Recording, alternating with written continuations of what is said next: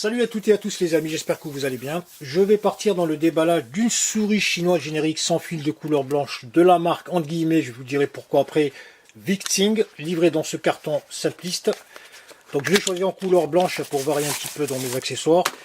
Elle est accompagnée d'une petite notice d'utilisation qui reprend les différents boutons de la souris ainsi que les quelques fonctions de cette souris, donc le règlement CPI, etc. Donc c'est une souris qui se met en veille au bout de 8 minutes d'activité. La souris entrée de gamme usinée dans des matériaux relativement cheap, vous allez le reconnaître au bruit du plastique. Vous voyez, ça sonne sec et creux, donc c'est vraiment du cheap. Voilà, donc elle est très ergonomique, elle n'est ni trop grande ni trop petite, donc une souris médiane à laquelle on accède très facilement aux différents boutons latéraux ou supérieurs. Voilà, donc pour la molette de défilement, on a un bon mouvement, c'est fluide.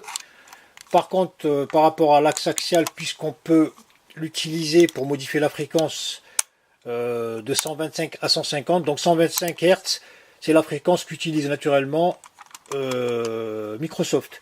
Donc on peut l'augmenter pour augmenter la fluidité du curseur. Voilà, au niveau donc de la roue, je vous disais que en termes de finition, c'est vraiment basique, hein. Il n'y a rien de spécial. C'est vraiment le minimum syndical. Ici, on a le bouton, dire syndical, le bouton CPI qui correspond au count per inch ou le count par pouce, tout simplement. Donc, elle est livrée avec 5 niveaux d'ajustement qui vont du 800 au 2400. Je vous mettrai ça dans la vidéo. Voilà, donc souris bruyante. Sur le côté, on a deux boutons, donc qui sont à mon goût un peu trop à l'extérieur. Voilà. Donc vous voyez que c'est vraiment cheap, hein. Il y a beaucoup de jeux.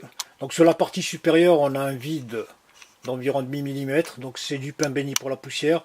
Voilà, en termes de finition, ça ressemble un peu à la roue. Voilà, c'est du plastique cheap.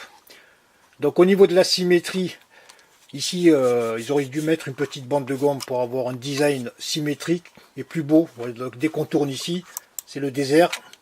Donc là, c'est désagréable lorsqu'on travaille avec, dans le sens où vous connaissez ce côté huileux pâteux, donc qui est désagréable quand on l'a bien chauffé la souris. Voilà, pour le reste, en dessous, nous avons le dongle ou récepteur Bluetooth qui dépasse d'environ 3 mm dans son logement. Ensuite, on a le compartiment à pile non livré AA ou 2A avec un cache en plastoc très rêche. Voilà. Et ensuite, on a donc 4 patins anti-glissement recouverts d'un très petit film. Donc il faut au préalable enlever. Et bien sûr, pour terminer, les informations au niveau de la souris. Alors je vous disais au niveau du logo, Victing, c'est tout simplement un site commercial qui appartient à un groupe auquel appartient également la boîte IT.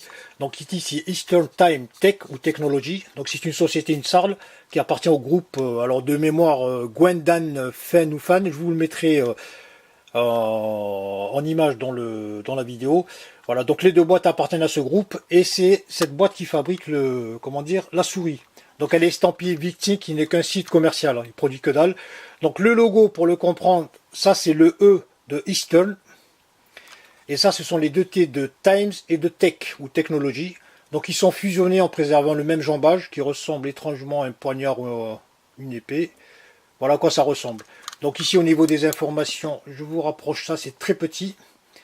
Donc souris optique sans fil 2,4 GHz, modèle D09, etc., etc. Et ici tout en bas il y a une URL. Alors j'ignore sur quoi elle pointe, peut-être sur le produit ou le manuel PDF ou un truc comme ça. Je verrai s'il y a le manuel, je vous le mettrai dans la vidéo. Alors pour le fonctionnement, c'est du plug and play, c'est très facile à mettre en marche. On loge d'abord la pile. On replace le cache de protection et normalement Windows va la détecter. Donc c'est compatible Windows XP, Vista, tout ce que vous voulez. Voilà, à partir de là, donc je vais appuyer sur le bouton CPI pour l'activer. Donc théoriquement, pour chaque niveau correspond un bip lumineux. Donc là, ce qui est bête, c'est que là, sur la notice, il n'y a aucune information. Donc je ne sais pas à quel niveau je suis. Donc normalement, plus c'est rapide, plus le niveau DPI, CPI est haut, tout simplement. Voilà un petit test. Donc ma souris, quoique j'ai pas mis le dongle, Voilà, aussitôt branché, j'appuie sur le bouton CPI. Et là, normalement, comme vous le voyez sur le moniteur, la souris donc et le curseur de souris est visible. Donc le seul inconvénient, je le répète, c'est que au niveau du réglage du CPI, il faut compter peut-être le nombre de bips lumineux pour savoir où on en est. Donc c'est pas très judicieux. Quoi qu'il en soit, c'est une souris orientée bureautique plutôt que gaming puisqu'elle n'est pas programmable. Donc voilà. Donc là je suis sur un CPI relativement bas, ça doit être du 800 ou du 1200. Je vais appuyer à nouveau et augmenter la fluidité du CPI, du curseur. Voilà, là je monte. Vous voyez que plus on monte, plus le mouvement du curseur est ample. Et c'est très très fluide. Voilà, pour résumer, on est sur une souris entrée de gamme qui est sortie il y a quelques années. Donc de mémoire, lorsqu'elle est sortie, elle valait entre 5 et 7 dollars, je parle bien en dollars. Et depuis, j'ai remarqué qu'en termes de prix, elle a pratiquement doublé. Donc c'est probablement dû à sa notoriété puisque c'est un produit relativement bien vendu. Voilà, au regard du prix auquel je l'ai acheté, 10,50 €, un truc comme ça, franchement, ça coûte un peu cher la souris de ce type. Voilà, c'est pas une souris que je recommande particulièrement dans le sens où, voilà, elle est vraiment basique, usinée dans des matériaux vraiment entrée de gamme. Et en termes de finition, ça laisse à désirer, donc ça ne vaut pas le prix auquel elle est vendue sur différents sites commerciaux français ou étrangers.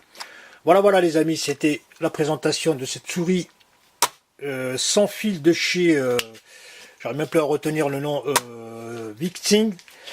Je vous remercie de l'avoir suivi et je vous souhaite une très bonne journée et je vous dis à très bientôt.